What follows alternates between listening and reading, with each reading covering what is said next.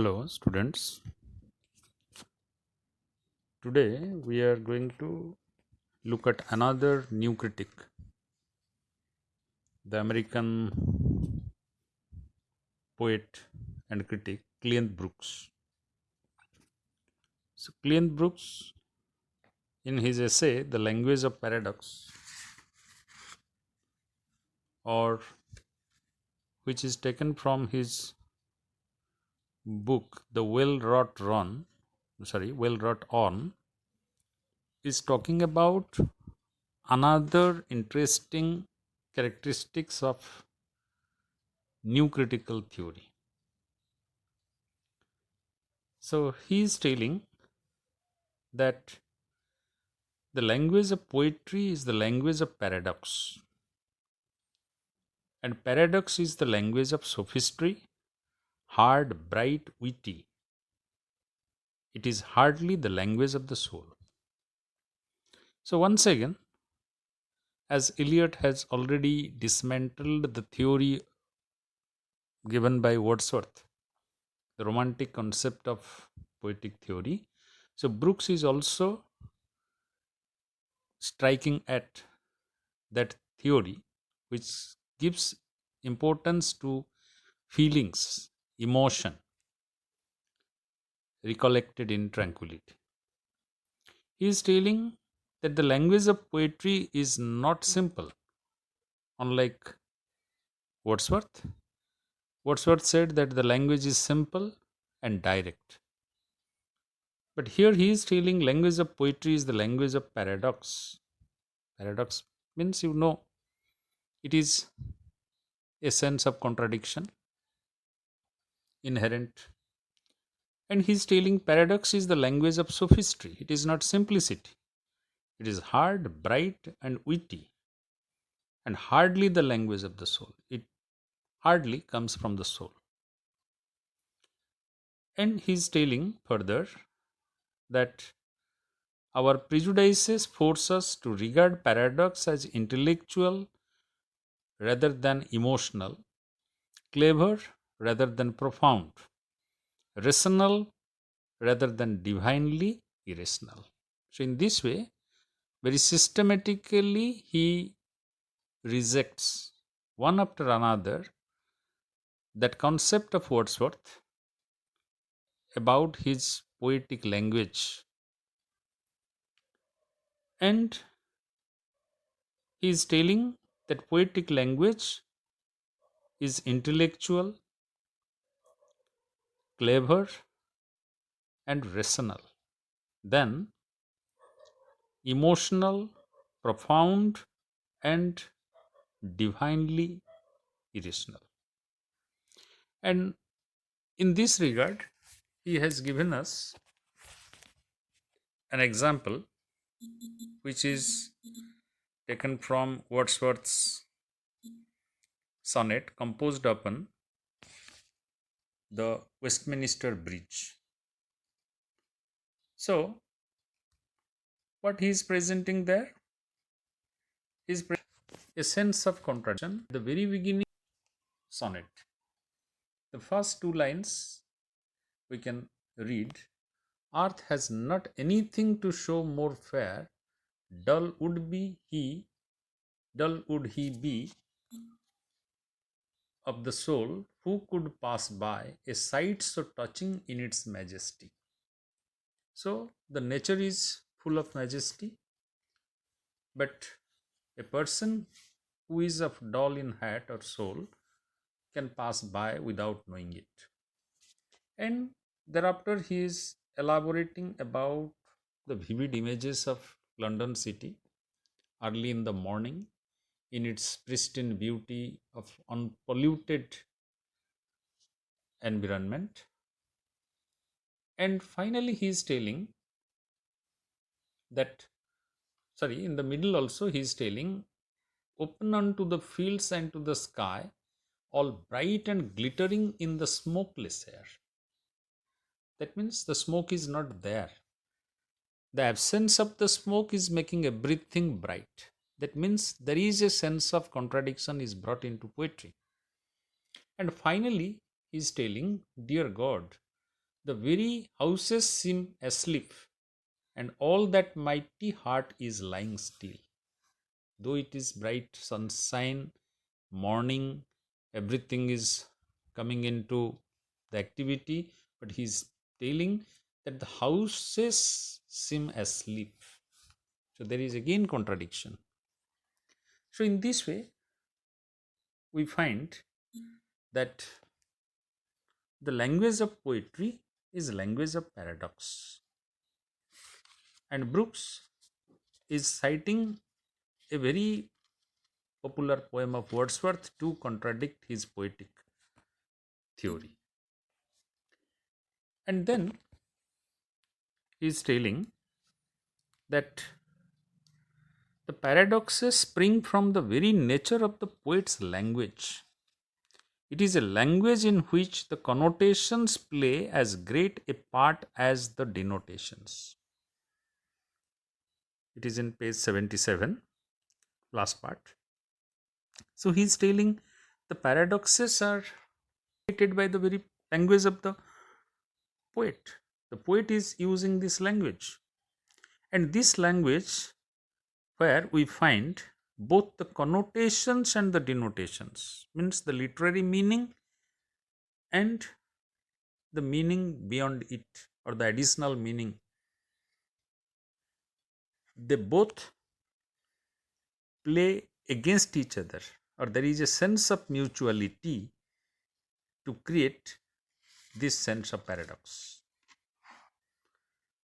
And he further takes the help of T.S. Eliot and his poetic principles.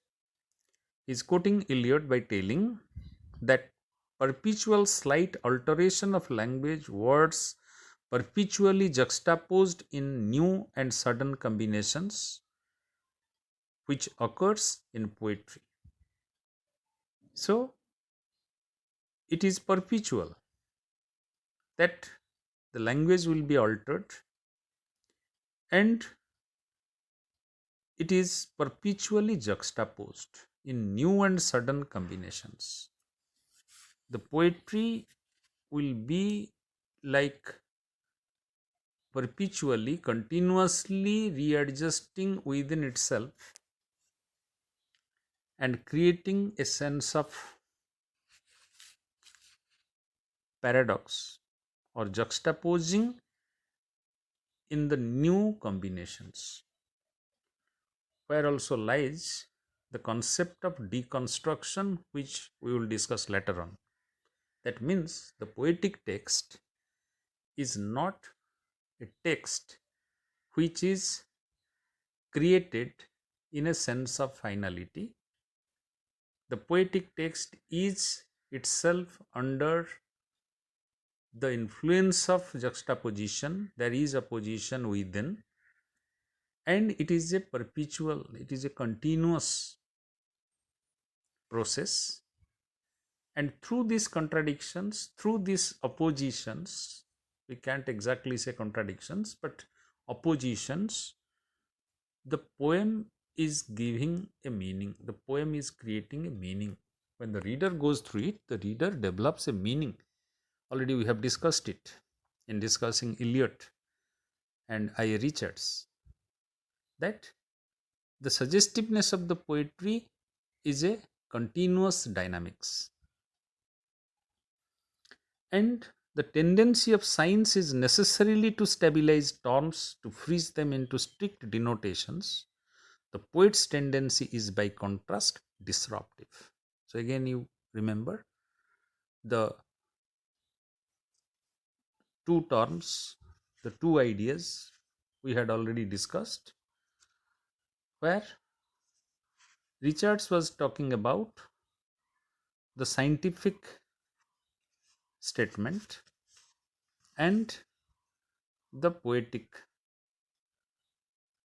statement, or the emotive, the referential and emotive language.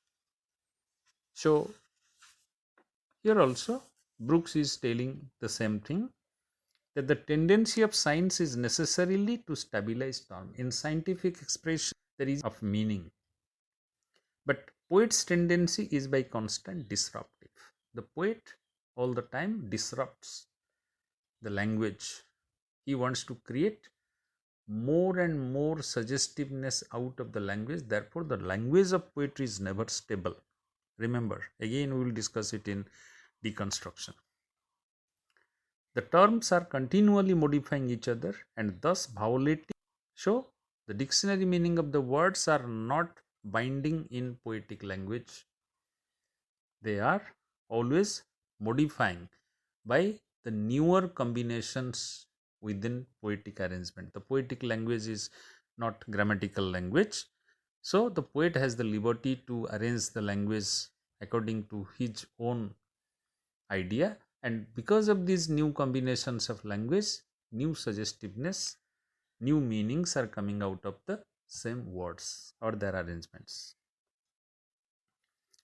And he is also talking about I.A. Richards.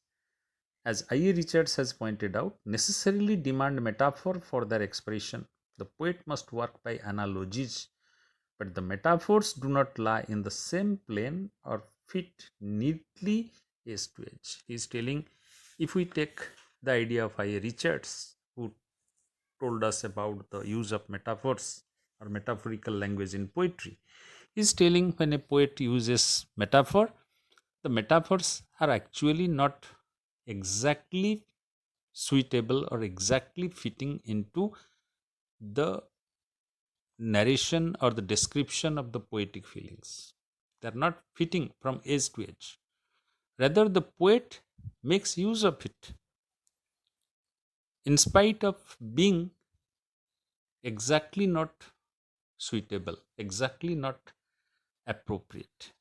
So, he is telling poetic language or the figurative language in poetry, they are not exactly appropriate. The poet makes it appropriate by his own use of the language, by his own exploration or exploitation of language.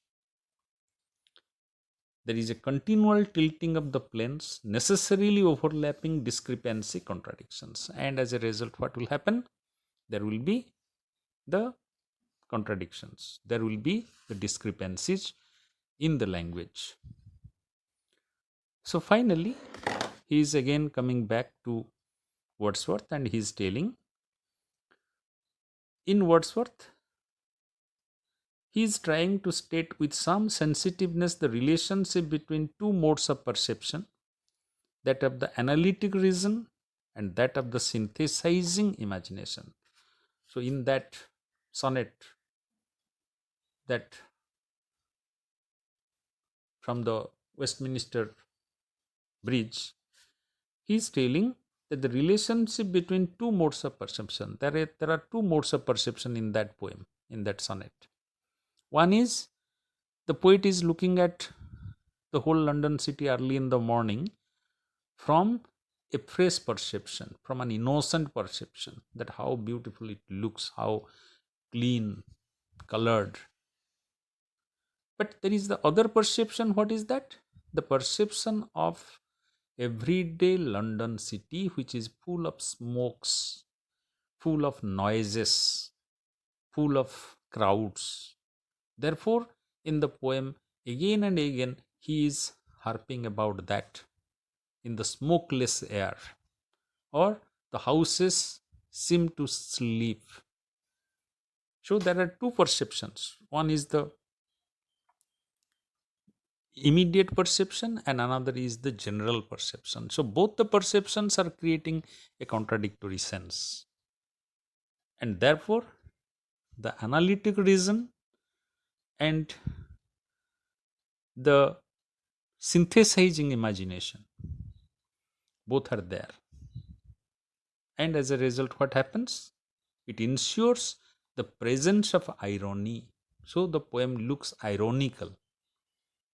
If we go through the poem, we find whether Wordsworth is appreciating the beauty of early morning London, or Wordsworth is criticizing the people of London, that they have created so much of pollution that they can never find the beauty of nature.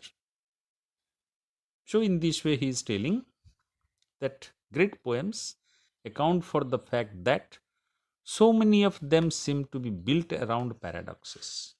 So, he is telling all great poetry are the poetry using language of paradox. And finally, I can say that Cleanth Brooks has used this paradox more than just a device. To him, it is an integral and inherent condition of, and to him also, the poetic transmission is not feasible without recourse to paradox. And he is again revisiting three terms: truth, poetry, and paradox. Previously, we have found in Eliot and Richards, they are talking about truth and meaning. So, here he is talking about truth, poetry, and paradox. So, poetic truth is based on paradox. That is all. And from this chapter, you won't face any long question, but you will be asked about 2 mark questions or 5 mark questions.